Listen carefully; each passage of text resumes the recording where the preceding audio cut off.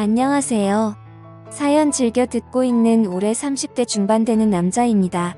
군대를 전역하고 얼마 되지 않아서 곧바로 아르바이트를 시작한 오래전 어느 날이었습니다.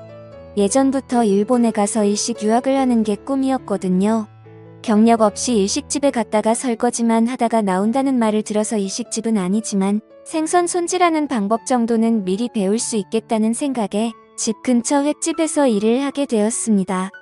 물론 알바를 시작하자마자 생선 손질을 맡기진 않았겠죠. 배우고 싶으면 어깨너머로 배우라고 하시곤 초보자니까 처음에는 이런저런 자비를 하게 되었습니다. 면접을 볼 때 사장이 아니고 실장님한테 봤는데 일을 시작한 지 몇 주 차가 됐는데도 사장님을 한 번도 본 적이 없어서 궁금해하다가 실장님에게 물어봤습니다. 실장님이 말해주길 사장님은 아침에만 잠깐 들리신다고 하고는 말을 아끼시길래 그래도 일을 시작한 직원인데 사장님께 한 번이라도 인사는 해야 하지 않나 싶어서 그날은 아침 일찍 일어나 오픈 준비가 한참인 가게 안으로 들어갔습니다.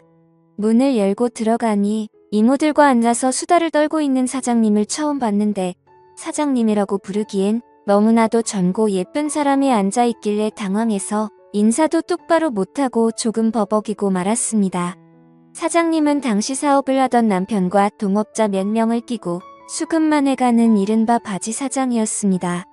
사장님은 저를 보더니 어머나 이 젊은 오빠는 누구야? 라고 반응하며 저를 흘끗흘끗 위아래로 훑어보더라고요.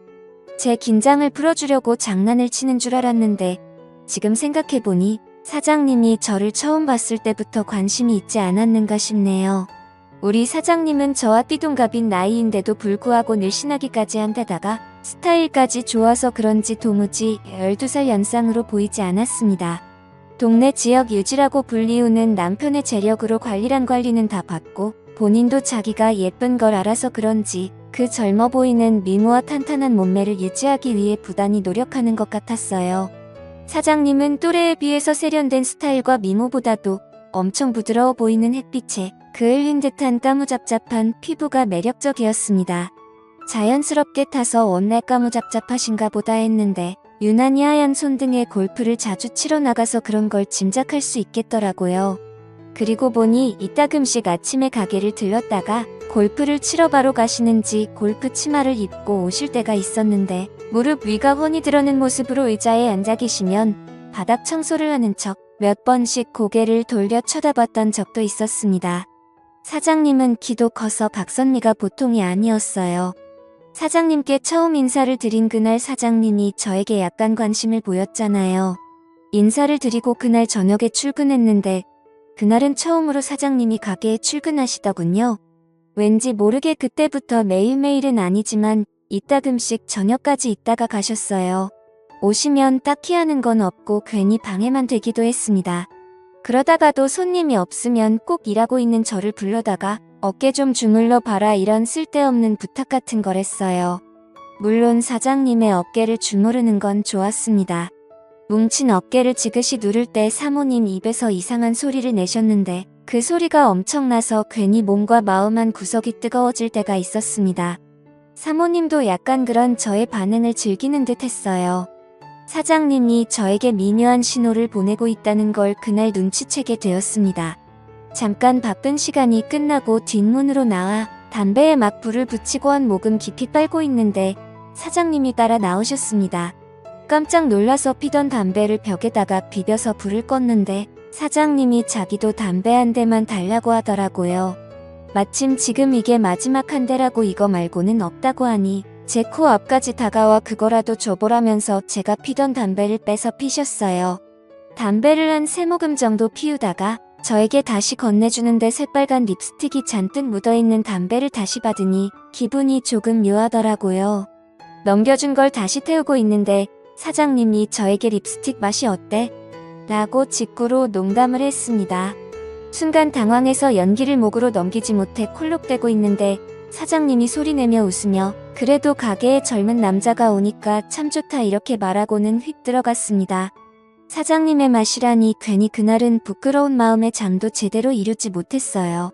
침대에 누워 사장님이 한 말을 곰곰이 생각해보니 홀에 서빙하시는 이모들도 주방 이모들도 실장들까지도 전부 나이가 한참 많으신 분들인데다가 실장님들이 전에 하는 말을 언뜻 들었는데 요식업에 대해서 뭣도 모르는 바지 사장 주제라며 사장이 없는 자리에서 비아냥대던 게 생각이 나더라고요. 실장들 곤조 부리는 거에 지쳐서 아르바이트생인 저를 보고 참 좋다고 하는 말이 한편으로는 약간 안쓰러웠습니다. 그렇다고 사장의 미모 때문에 저에게 일을 가르쳐줄 실장님들을 무시할 수는 없었죠. 또 그렇다고 명색이 사장인데 그들과 한 통속이라는 생각이 들게 하지 말아야겠다는 생각에 박쥐처럼 양쪽을 오가며 처신하다 보니 조금 서로들 분위기가 좋아지는 듯 싶더라고요. 제 덕분인지 화기애애해지는 분위기에 사장님도 마감 때까지 같이 고생하고 하다 보니 일이 끝나면 가게 문 닫아놓고 회식을 자주 했습니다. 그날도 가게 문 닫아놓고 다같이 한잔을 하고 있었는데 분위기가 정말 좋았습니다. 준비해놓은 안주가 다 떨어져 가는데 기분이 좋아 보이시는 사장님이 오늘은 수조에 있는 거 아무거나 꺼내와서 술 좀 더 마시자고 하시더라고요. 고참 실장님이 사장님에게 냉장고에 단골용으로 숙성해 놓은 게 있는데 그걸 먹자고 내일 되면 너무 물러져서 회덮밥으로도 못 쓴다고 하는데 거기다 대고 사장님이 남자도 회도생으로 먹는 게 제맛이지 이러면서 땡깡을 부리시더라고요. 생각지도 못한 여사장님 애교의 실장님들도 저도 서로 묘하게 눈치만 보면서 있었습니다. 아무거나 잡으라지만 결국 양식 광어 2마리 잡아다가 가게 안에서 1차를 끝냈습니다. 사장님은 기분이 그렇게나 좋은지 가게 오픈한 이래로 이렇게 재밌는 적은 없었다며 2차로 노래방에 가자고 박박 우기셔서 그렇게 2차를 가게 되었습니다. 횟집 근처 노래방에 가는데도 이미 다들 비틀거리는 모습이 모두 다 취한 것 같더라고요. 다들 취기가 잔뜩 올랐는데도 노래방에서 엄청나게 부어라 마셔라 하고 있었습니다. 사장님은 워낙에 기분이 좋았는지 약간 끈적한 반주가 깔린 노래가 흘러나올 때 실장님들과 번갈아 가면서 블루스를 추더라고요. 그러면서 고개를 제 쪽으로 계속 돌려가며 제 눈치를 보더라고요.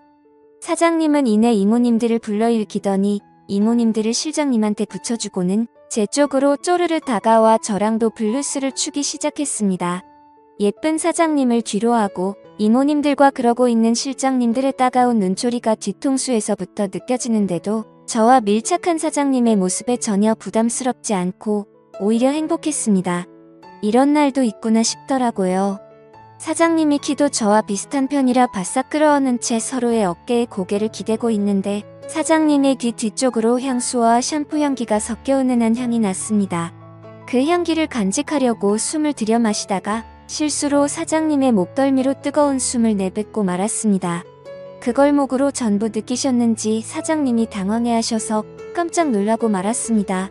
그러더니 사장님은 껴안고 있던 저를 손바닥으로 탁 치며 무언가 바라는 눈빛을 보내곤 아무 말도 하지 않으셨어요. 브루스 타임이 끝나고 제일 상석에 있는 자리로 돌아간 사장님이 벼랑간 벌러덩 소파 위로 누워버리시더라고요. 술에만 취했는지 이모들이 흔들어 깨워도 일어나질 않으셨습니다. 치마가 말려 올라가 어떻게 해야 되냐고 이모님들이 당황하고 계셨어요. 계산하는 사장님이 만취한 상황인지라 자연스럽게 회식 자리는 끝나는 분위기가 되었고 실장님들과 이모님들도 벌써 시간이 이렇게 늦었다며 다들 집으로 돌아가려는 모습이었습니다. 그 와중에도 실장님들 2분이서 사장님을 서로 자기가 데려다 주겠다고 또 다투고 있었습니다. 제가 볼 땐 데려다 준다기보단 데려가는 느낌이 더 강했었죠. 무슨 마음이었는지 저도 사장님을 데려다 주고 싶다고 실장님들에게 도전장을 내밀었습니다. 굉장히 언짢아하며 짜증내는 실장님들의 모습을 지켜보고 있던 이모님 한 분이 2사람을 뜯어말리며 어서 저에게 대리기사를 불러 사장님 좀 집에 모셔다 달라며 부탁을 하더라고요. 아무튼 사장님을 데리고 차에 타는데 밖에서 발을 동동 구르던 실장님들의 모습이 참 깨소금 맛이었습니다. 이어서 대리기사님이 오시고 사장님과 저는 뒷좌석에 앉았습니다. 술이 많이 취했는지 차에 타자마자 제 무릎을 베고 누우셔서는 집에 도착해서 기사님이 떠날 때까지 사장님은 꼼짝도 하지 않았습니다. 아무리 흔들어 깨워도 일어나질 않는 사장님 모습에 난감해하고 있는데 가방 안에 사장님 핸드폰이 눈에 들어왔습니다. 살짝 머리를 들어 가방을 베고 있게 만들고 차 밖으로 나와 남편분에게 전화를 걸었는데 받지를 않더라고요. 문자라도 하나 남겨두고 안에서 문을 잠그고 집으로 가려고 했는데 문자함에는 남편하고 주고받는 대화가 한 개도 없었습니다. 사장님의 전화번호부에는 남편 말고는 다른 사람의 전화번호는 저장도 되어 있지 않았습니다. 사람이 외로워하는 이유를 알겠더라고요. 사장님은 돈은 많지만 그 돈으로 외로움을 해결하기 힘든 그런 사람이었던 것 같습니다. 훔쳐보려던 것은 아닌데 사장님에 대한 많은 걸 알게 되니 이대로 돌아가면 안 될 것 같아 차 안으로 다시 들어가 받쳐놓은 가방을 빼고 다시 사장님에게 무릎 베개를 해주었습니다. 무릎 베개를 해주려 사장님의 뒤통수를 받쳐 목을 살짝 들어올렸는데 사장님이 술 버릇인지 꼼지락대면서 제게 몸을 기대더라고요. 얼마 안 있어서 술이 조금 깨셨는지 사장님이 화들짝 놀라 자리에서 일어나시더라고요. 여태 자기가 이러고 있었냐고 물어보는데 맞다고 하니 저에게 약간 감동한 듯해 보였습니다. 이제 사장님도 일어났으니 집에 가려고 하는데 멀쩡해 보이던 사장님은 집까지 데려다 달라며 막무가내셨습니다. 어떻게 집까지 들어가냐고 되물었더니 어차피 집에 아무도 없다고 하셨습니다. 문이 열리자마자 사장님은 저를 뒤에서 껴안으셨고 저희는 그렇게 사랑을 확인하게 되었던 거죠.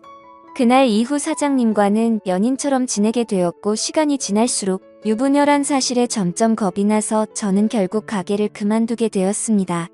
그만두고 나서는 사장님에게 전화도 몇 번이나 왔지만 유부녀라는 사실에 괜히 더 얽혔다가 좋은 꼴 못 볼 것 같아서 근처에는 얼씬도 하지 않았지만요.